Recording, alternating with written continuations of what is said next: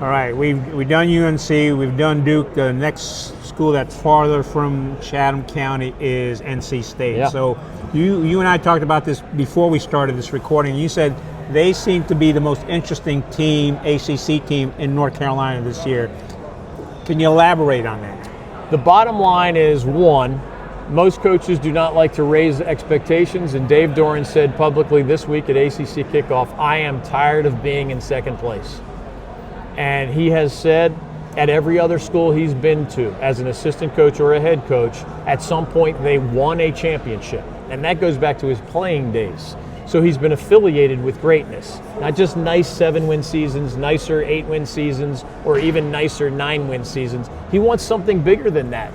And a lot of times coaches will think that, but they'll be afraid to say it out loud because in the preseason they don't want to raise expectations to the degree that if they fall short of that higher bar, then their own fan base is, chasing them with pitchforks. That's why coaches choose their words carefully. Well, this time, C.J. Bailey, starting quarterback for the third straight year for NC State, came out and said, our goal is the ACC championship and the college football playoff. You don't often hear quarterbacks speak that way publicly. Again, whatever they're thinking privately is a different thing. The quarterback and the coach, C.J. Bailey and Dave Doeren, were bold and confident and unafraid. I believe some of that is justified, in part because C.J. Bailey decided to stay with the Wolfpack rather than he did have big money opportunities to transfer He's elsewhere. He's put on a bunch of weight and muscle. He has. He still looks slender. He's 6'6" or 6'7", but I think he said he's up to 215, something in that range. He's a slender guy. You saw him walking around here like he's just built in a different, more wiry way. But he's incredibly talented and one of the best quarterbacks in the ACC, along with Darian Mensah of Miami and a few others. But the other piece of the puzzle that at least provides some justification for Wolfpack fans to be excited is the schedule. Dave Doeren and I had a conversation. You remember the days where the ACC broke into divisions. Yes. And you played the teams in your division every year and the rest of your schedule rotated. Well, for years that meant loaded Clemson was on the Wolfpack schedule, loaded Florida State, not this recent version of Florida State, loaded FSU, loaded Clemson, and often loaded Louisville. So you knew before the conference even gauged your schedule that you had 3 very difficult to extremely difficult games. Well, that was one extreme. Fast forward to this year, NC State, in my opinion, its hardest game is Louisville on October 3rd, and that game is in Raleigh. So, and Louisville's good, but not freight train good. Is that a night game? I'd have to look that up. We might not have time yet. Yeah, they sometimes release those times much later. But when you have your junior quarterback back for his 3rd year as the starter, and you have maybe the most manageable schedule in recent NC State football history, you got to stay healthy, you got to win your close games, and you do have some talent to replace. The only negative spin that I would put on the Wolfpack story is that their best running back, Hollywood Smothers, transferred to Texas. Yep. One of their best wide receivers, Noah Rogers, transferred to Alabama. One of their best offensive linemen, Jacarius Peak, transferred to South Carolina. Those are 3 building blocks on offense that are now wearing other schools' uniforms. And, that's probably a money issue, and SEC schools have more money to spend. NC State used a lot of money to keep C.J. Bailey. You can't pay everybody, right? At some point you run out of money. But those are 3 really good players. Kenny Soares Jr. was a starting linebacker for the Wolfpack. He's at Michigan State. Those are building blocks that if you had all of them back, plus C.J. Bailey back, plus some incoming transfers, plus that schedule, now that would have been the dream scenario. But even without those guys, it's a manageable schedule. You know the deal. NC State's only won 10 or more games one time in the history of the program, which is 100 years old. One time in 100 plus years. That was one of the Phillip Rivers teams. Do they have a chance to get to 10 wins this year? I think the answer to that is yes. A lot has to go right, but most years I would have rolled my eyes at the idea that State could win 10 games. And I would have been justified in the end for rolling my eyes because they so rarely have done it. This year, I don't think anybody should roll their eyes. Got to stay healthy, got to win your close games. win the turnover battle, and support C.J. Bailey. But I think it's possible, and I think NC State, of our 4 in-state teams, has the best chance of having a special season in 2026. All right, so you folks heard it. David Glenn is saying, hey, maybe this won't be the year of NC State stuff, and they will do well in the football field. Let's talk about, we briefly touched on them, let's talk about Wake Forest. I mean, I think the big game last year was when they beat UNC, and just I think anybody who beat UNC last year, any coach enjoyed doing that, but I got the feeling Wake Forest really enjoyed that. So how do they look this year? To be determined. They have a new quarterback. In fact, Gio Lopez, formerly of UNC, might be the full-time starter for Wake. Obviously, he has to earn that job and keep that job for that to be the case.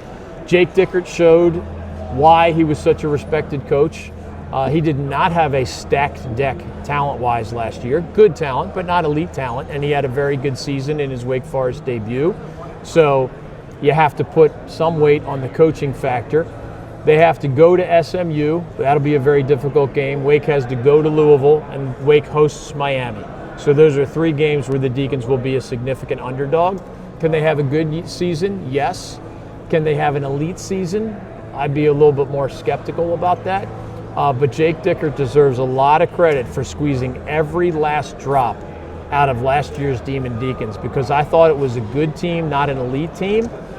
And I think he squeezed as many wins out of that group as he possibly could have, because they had below average quarterback play and still won a lot of games. And I think matching their win total would be a great success story. Getting to a bowl game would still be a good success story. And he's such a good coach that I don't think they're just going to flat out collapse after last year's impressive debut. Yeah, Wake Forest, would you say it's fair to say that out of the 4 ACC schools in the state, they kind of have to recruit a little bit different than everybody else does because of their academic requirements? Along with Duke. Duke and Wake, as private universities with high academics, do have to recruit differently than the public schools for sure. Really all 5 of the public universities, Duke and Wake are telling their coaches they have to recruit a little differently than State, Carolina, ECU, App State, or the Charlotte 49ers. But those coaches know that going into taking those jobs. It's not a surprise. But yeah, Wake as well. It's kind of a running theme. We can list guys at each school that Chris Barnes, star wide receiver and return man for Wake Forest last year, is now playing at Oklahoma State. That hurts when those kind of things happen. Their starting left tackle, Melvin Siani, is starting at Texas right now. Micah Mays Jr., another wide receiver, is at Florida with the Gators right now. So those are, again, it's a theme for our state. In this revenue sharing and name, image, likeness driven world, you can't, only the richest teams can keep all the guys they want to keep. And none of the teams in this state is among those richest teams. So you're usually going to see 1 or more of the guys that you wanted to keep hit the exit door, hit the transfer portal, and now you got to find the next generation. Again, last year Jake Dickert did a great job of plugging the holes that he anticipated on his depth chart after taking over for Dave Clawson. He didn't inherit a bare cupboard, but he had to coach his tail off to have that kind of a successful campaign. I think those Sterling Burkhalter's another wide receiver that left Wake, by the way. He's at Texas. So I don't love that theme. As someone who likes to see our in-state schools do well, I don't love the fact that we've named a whole bunch of dudes that left those 4 schools for SEC or Big Ten or other Power 4 programs, but that's the reality right now. And that's why usually when you see the ACC Power Rankings, you'll see plenty where none of the top 5 schools include any of our in-state teams. Right. Now again, Duke showed last year that they can surprise. Wake showed last year that they can surprise. State might be that surprise team this year.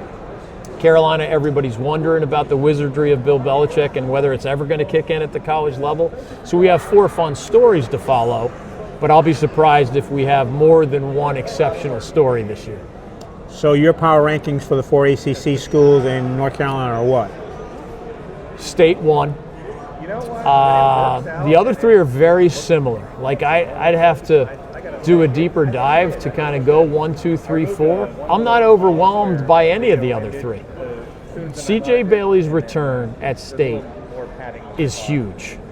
Those other three schools all have different varying degrees of questions at quarterback, and that makes it hard to predict, because if you face plant at quarterback, it's really hard to win. Wake wasn't great. Again, they were the exception last year. Not great. All due respect to Robbie Ashford, he did a lot of good things well, and they won some close games with him helping them lead the way. But there's a reason that the teams that get better quarterback play end up tilting toward the top of the conference, and those with the biggest quarterback problems. Syracuse last year lost its starting quarterback. They went from 10 wins one year to 3 wins the next year. That's how one injury can impact a single program from one year to the next. And injuries are an unpredictable variable to a great degree. So that's what makes our preseason predictions fairly unpredictable as well.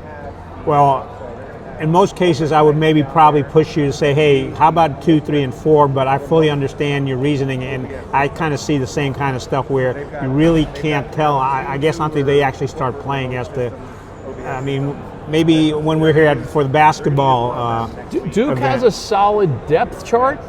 I just have no idea what the Devils are going to get at quarterback. Right. And they had some of the best quarterback play. Sometimes the best with Darian Mensah at QB. If you go from the best or one of the best quarterback situations to one of the worst, you can be good in a lot of other positions and still have a mediocre year. So the questions are different at Duke and Wake and Carolina.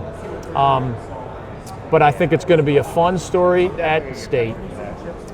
Duke and Wake just overachieved a year ago, so maybe they'll prove the doubters wrong for the second year in a row. And Carolina is, the greatest big question mark, the greatest mystery, because some fans were predicting 9 wins last year, and I told them they were crazy. I didn't know it would be 4 and 8, but I told you in this conversation 1 year ago, I would be surprised if the Tar Heels were in a bowl game. Yes, you did. And they were not. But that's why they play the games. Sometimes we're right, sometimes we're wrong. I certainly didn't tell you Duke would win the ACC title a year ago at this time. But that's what makes it fun. The unpredictability usually, adds to the enjoyment factor for fans on any given Saturday. All right, folks. I appreciate Dave doing this. He's been doing this. You started out the newspaper, 20-something years ago? Yeah, I've been covering the ACC since the late 80s. Right. Now, that was as a student. And then I ended up creating the ACC Sports Journal in 1994. Okay, so it's... running it for a long time, buying it at some point, selling it many years later. So I had a lot of fun with the ACC Sports Journal all the way through 2015, I think it was. Yeah. But yeah, I've covered the ACC for probably a dozen or more different media outlets. Now, most importantly, of course, the North Carolina Sports Network and NC Sports Network. All right, so we definitely want to give a plug for that, Yeah. because folks, we follow you on X and social media, and repost a lot of your stuff. Thank you. Simply because you have that unique North Carolina viewpoint. You mentioned ECU, Western Carolina. We're at the ACC kickoff, Sure. so we're not going there, but you've got that view of it and the history of it, because you're not like one of the new organizations that is just trying to kick up. You've got a long history, and you were throwing out numbers and players at me. I'm like, oh my God, I didn't realize so-and-so went somewhere. Yeah. So, but what they would tell folks the best places to find you, because during football season and basketball season, this is the place to go to get your information. Yeah, so that you can see the name NC Sports Network. That is the name of the website, ncsportsnetwork.com. The name is a little different on social media. It's at the NC Sports Net, and also at David Glenn Show on social media. But we really ask folks to subscribe for free. Our YouTube subscriber number has gone up almost to 75,000. Wow. 75,000 YouTube subscribers puts us in the top 2% in the world. Now, we would love to get to the top 2% in views, but getting to the top 2% in subscribers, I owe my followers for any part of these last 40 years who have supported my career a great deal of thanks, because it is not easy to get to 75,000 No, it's subscribers not. ever, much less in a 3-year period the way we have. So it is North Carolina Sports Network on YouTube. You just click the subscribe button. It's free to subscribe. You definitely want to subscribe, because then what happens is you get notifications when you post stuff. Exactly. So, gosh, I have, I think, 12 different ACC head coaches here at the ACC kickoff event, another 12 top players from all different schools here at ACC kickoff. So there's a lot of great content, obviously, beyond our ACC football coverage, and we have great guests all year long. So, check out the website. The David Glenn Show is available on-demand audio, podcast style, but it's also nowadays available on video on our YouTube channel. Everything we do is audio and video now. We still have a traveling tailgate tour that travels the state. Where's your first tailgate stop this year? We're still finalizing the schedule. We of course almost every game we go to is on North Carolina soil. It's very rare we leave the state. So when Appalachian State and ECU decide to play each other, we try to get to that game. We usually go to the Aggie Eagle Classic between NC Central and North Carolina A&T. We almost always go to UNC versus NC State. We almost always go to Duke versus UNC.